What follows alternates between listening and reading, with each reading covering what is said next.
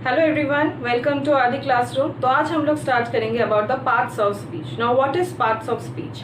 Parts of speech is the base of English grammar. और हम लोग पार्ट्स ऑफ स्पीच क्यों सीखे, व्हाट इज द इम्पोर्टेंस? देखिए, अगर आपको इंग्लिश में कोई भी सेंटेंस लिखना हो या चाहे बोलना हो, आपको कुछ वर्ड्स की ज़रूरत पड़ती है। तो ये सारे जो वर्ड्स है उसको एक जगह पे लेके आता है पार्ट्स ऑफ स्पीच।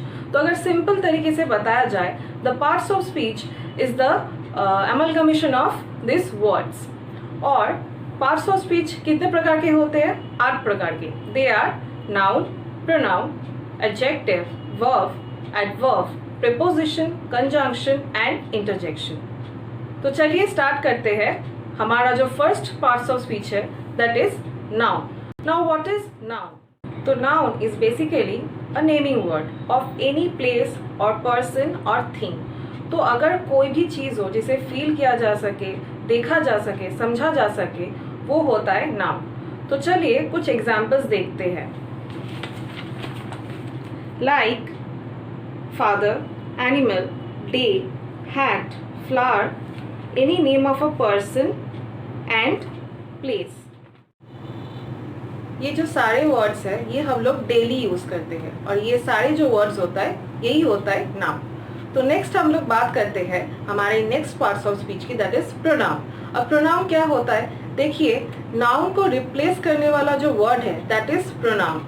तो अगर आपको कोई भी सेंटेंस लिखना है, आपको इंग्लिश में अगर सेंटेंस लिखना भी हो या फिर बोलना भी हो, आपको कुछ वर्ड्स की जरूरत पड़ेगी। समझिए आपने एक सेंटेंस लिखा, दूसरा सेंटेंस लिखा, तीसरा सेंटेंस लिखा, करते करते आपको नाउन को एक रिप्लेस करने की जरूरत पड़ेगी। तो हम लोग बार बार वो नाउन इस्तेमाल नहीं करते, हमको उसको रिप्लेस करना पड़ता है। तो जो रिप्लेस का वर्ड होता है दैट इज प्रोनाउन। जैसे कुछ वर्ड्स लेते हैं, like he, she, they, him and her. Now let's take a sentence. So the sentence is Seema is my best friend, she lives in Kolkata. तो देखिए, दो सेंटेंसेस है लेकिन हमने सेकेंड सेंटेंस में शी का इस्तेमाल किया है and the she is pronoun here. तो अगर हमको ऐसे कोई भी सेंटेंस लिखना हो तो हम लोग प्रोनाउन का इस्तेमाल ऐसे करेंगे। तो नेक्स्ट बात करते हैं हमारे जो नेक्स्ट एडजेक्टिव है उसके बारे में। एडजेक्टिव कहाँ पे यूज होता है? एडजेक्टिव जो है वो नाउन और प्रोनाउन को डिस्क्राइब करने के लिए हम लोग यूज करते हैं। तो चलिए कुछ एग्जाम्पल्स देख लेते हैं। Like good, bad, beautiful, little, large. तो चलते हैं एक सेंटेंस की तरफ। ये सेंटेंस हमें समझाएगा कि एडजेक्टिव कहाँ प्लेस होता है। देखिए सेंटेंस क्या है? अमल इज अ गुड बॉय। तो यहाँ पे गुड के नीचे अंडरलाइन किया गया है क्योंकि गुड यहाँ पे एडजेक्टिव है और वो बॉय कैसा है उसको डिस्क्राइब कर रहा है। ठीक है, तो ऐसे हम लोग एडजेक्टिव को यूज करेंगे। तो जो नेक्स्ट हम लोग पार्ट्स ऑफ स्पीच के बारे में बात करने वाले हैं that is the most important one. वो क्या है? वर्ब। वर्ब क्या होता है? देखिए, अगर आपको सेंटेंस में कुछ भी लिखना हो उसका एक्शन बताने के लिए वर्ब की जरूरत पड़ेगी। विदाउट वर्ब आप एक सेंटेंस खड़ा भी नहीं कर सकते हो। कुछ एग्जाम्पल्स जानते हैं जो वर्ब है, जैसे कि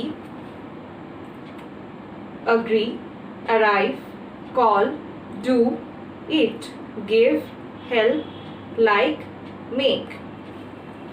दीज ऑल आर वर्ब्स। तो एक सेंटेंस लेते हैं, देखते हैं कि वर्ब हम लोग कैसे इस्तेमाल कर सकते हैं। यहाँ पे देखिए, मोहन हेल्प्स हिज मदर। तो मोहन इज द सब्जेक्ट और नाउन हियर, और हेल्प यहाँ पे क्या बता रहा है कि मोहन क्या काम कर रहा है। मोहन का एक्शन क्या है? That is helping. और अगर देखिए, अगर हम लोग यहाँ पे हेल्प उठा देते हैं तो इस सेंटेंस का कोई मतलब नहीं बनता है। मतलब वर्ब जो है वो एक सेंटेंस का बहुत ही ज़्यादा इम्पॉर्टेंट रोल प्ले करता है। अब चलते हैं हमारे नेक्स्ट पार्ट्स ऑफ स्पीच उसकी तरफ, दैट इज एडवर्ब। एडवर्ब क्या होता है? एडवर्ब वो होता है जो इंफॉर्मेशन ऐड करता है अदर पार्ट्स ऑफ स्पीच के बारे में।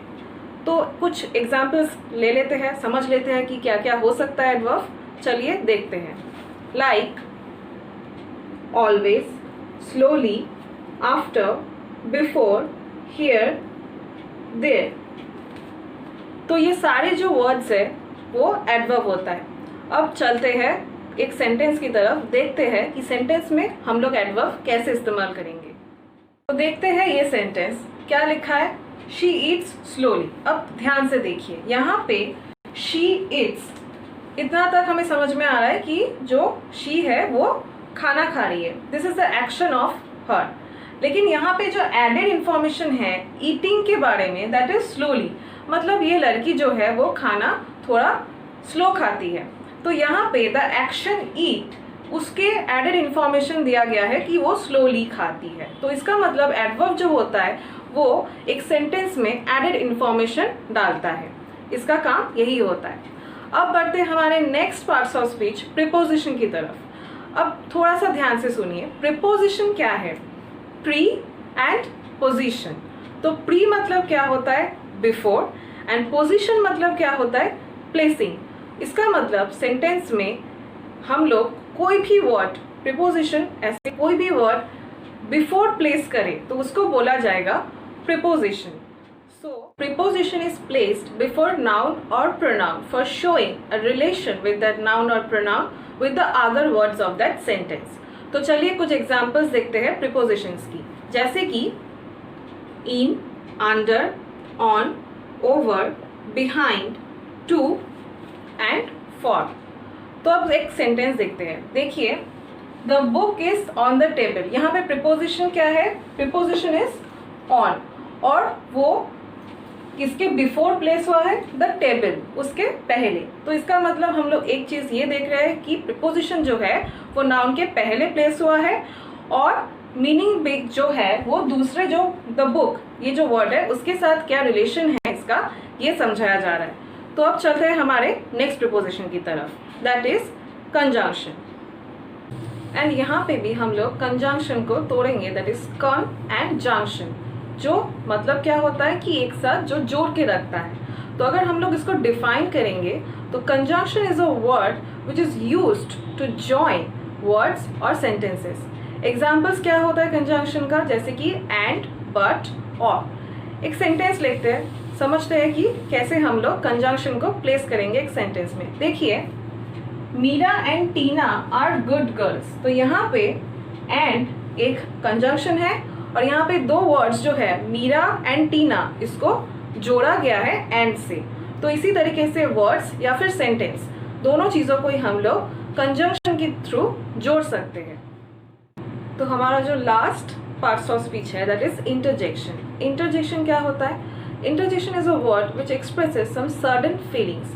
कुछ वर्ड्स लेते हैं जैसे कि hurray, alas, oh, bravo, these all words are expressing some different feelings. एक सेंटेंस देखते हैं, जैसे कि हुर्रे, टुडे इज हॉलीडे। तो हुर्रे जो है वो होता है हमारा इंटरजेक्शन।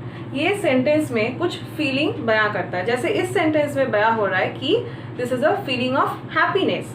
तो और जो बाकी वर्ड्स था वो सारे वर्ड्स डिफरेंट फीलिंग्स को बताता है। तो ये था आज का हम लोगों का पार्ट्स ऑफ स्पीच का बहुत ही एक छोटा सा डिस्क्रिप्शन। अगर आपको ये अच्छा लगा हो तो बिल्कुल लाइक कीजिए, शेयर कीजिए अपने दोस्तों के साथ, कमेंट करके बताइए आपको कैसा लगा। Your comments are really valuable, and please subscribe the channel.